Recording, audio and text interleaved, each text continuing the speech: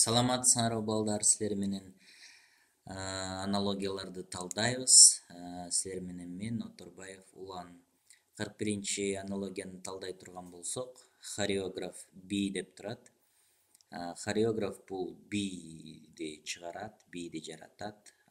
Демек, актер позаны жаратат, композитор мелодияны жаратат. Демек, ушундо мелодияны жаратат. Модельер концепцияны эмес, манекен кийимди жаратпайт. Ошондуктан бизге композитор мелодияны жаратат дегенди тандасак туура болот экен. Кийинкини карайлы. Поезд үн. Так, поезд жүргөндө демек үн чыгат, поезд үн чыгарат. Автобус демек экөөнүн катышы, поезд жүргөндө катуу үнү чыгат го. Демек поезд үн чыгарат десек болот экен. Автобус отургучу окшошпойт. Кызыл карагай чайыр ооба чыгарат. Крейсер ылдамдык бул чыгарбайт. Цемент заводу чаң чыгарат, цемент заводунан чаң чыгып турат. Анан демек бизге Б варианты, анан Г варианты туура келет. Анан кайсынысын тандайбыз? Ошондо ойлоно турган болсок, кызыл карагайыбыз биздики бул өсүмдүк, то есть дарак. Бул жандуу нерсе, жаныбар, мына өсөт өзү. Поезд болсо бул адам тарабынан жасалган нерсе, цемент заводу дагы бул адам колдуу жасалган нерсе. Ошондуктан Г варианты жакын болот экен. То есть туура келет экен. 43-чүнү карасак, мыйзам бузуу, камоо. Мыйзам бузуу болсо, камоо болот, себеп натыйжа байланыш болуп атат бул жерде. Демек, себеп натыйжа байланыш, анан экөө тең мындай терс көрүнүш. Мыйзам бузуу дагы мындай терс көрүнүш, камоо дагы мындай терс, отрицательный, терс. Жолугушу белгилөө, гүл бул такыр эле туура келбейт. Экзаменден кулоо, айдалуу мына.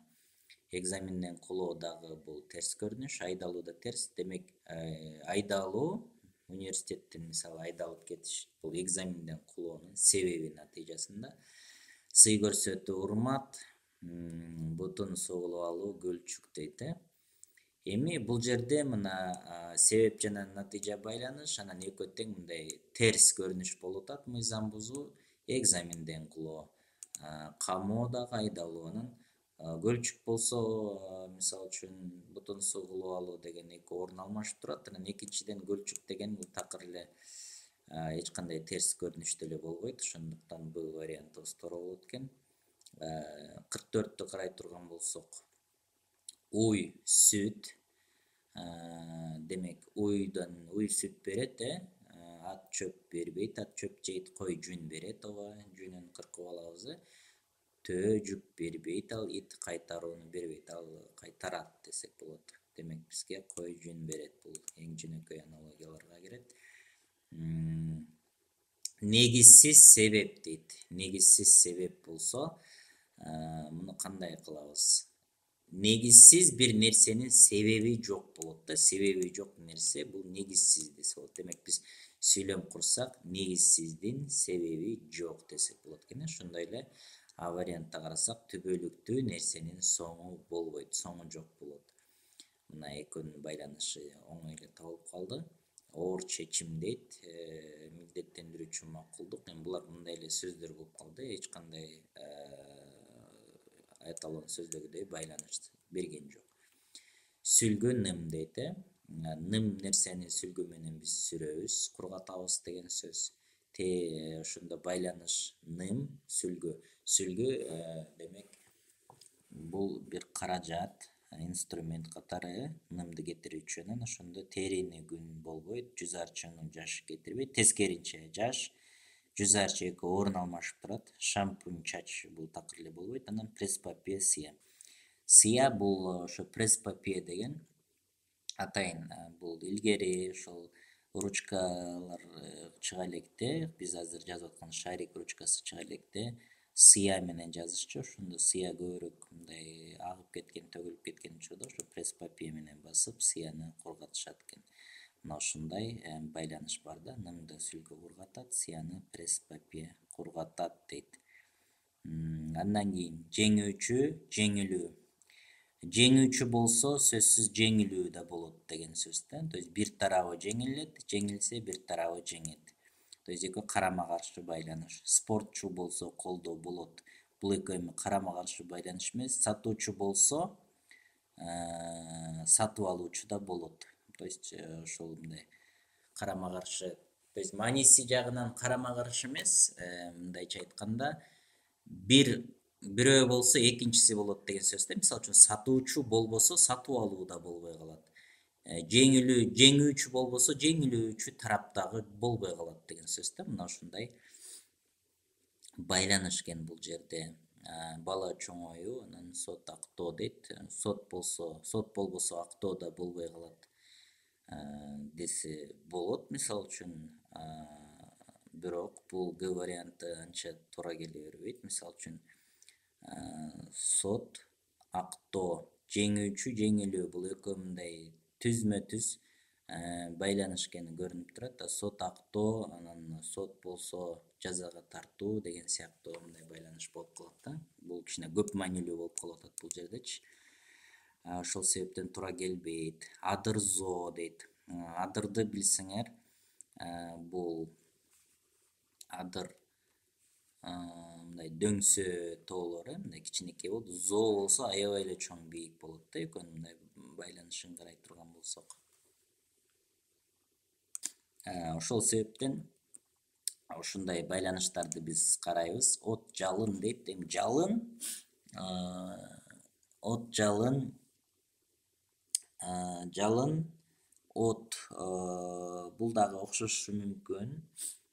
Жалын деген мындай жабырттап турат деген сыяктуу чоң мындай. Шайтан араба мотоцикл, бул дагы шайтан араба десе, велосипед кыргыздар илгери шайтан араба деп айтышкан. Көп жыгылышат эле да анан шайтан араба деп. Анан мотоцикл демек анын күчтүүрөөк формасы болуп атат да. Адыр да кичинекей зоо да анын чоңураак формасы болсо шайтан араба мотоцикл. Батирүй бул эч кандай болбойт. Анан фонарь, прожектор. Фонарь дагы бул кичинекей нерсе, прожектор фонардын чоңу. Эми бул жерден кантип тандайбыз биз? Эми кичине ой жүгүртүшүбүз керек болот.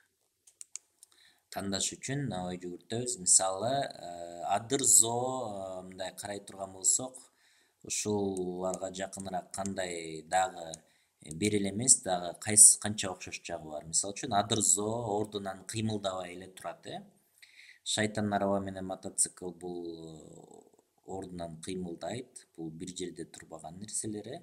От жалын бул дагы ошондой болуп калат экен. Фонарь, прожектор булар турат. Мисалы үчүн фонарь бул жолдо, мисалы үчүн фонарь деп коет, прожектор андан да чоңу. Булар бир жерге орнотулат дагы, анан такыр кыймылдабайт. Силер фонарик менен алмаштырбашыңар керек. Фонарик деген ошол фонарьден кичинекей адам колуна көтөрүп жүргөн ал. Бирок фонарь бул жолду жарык кылып турган экен. Анан прожектор дагы бул ошондой чоң жолугушуулар жана стадиондорду жарык кылуучу колдонула турган өтө чоң фонарь болот экен. Мына ошондуктан адыр зоого фонарь, прожектор туура келет экен. 49-чуну карай турган болсок, уяткаруу шерменделик дейт. Эгерде адамды уяткарса, анда шерменделик пайда болот дейт да. Ошондо варианттарды карасак, эгерде кыйнаса, оору пайда болот деп вариантты карасак болот. 50-чүнү кичпейилдикке жооп берүү дейт. Кичпейилдикке деп эми сураныч болуп атат, анан сураныч болуп кичпейилдикке деп сураса жооп берүү болуп атат. Демек себеп жана натыйжа. Анан бул жерде да кандайча деп сураса, ошондо түшүндүрүү. Түшүндүрүү деген бул жооп берүү. Кичпейилдикке деген ошо кандайча деп сураганга деле туура келет да. Экөөндө тең суроо бар.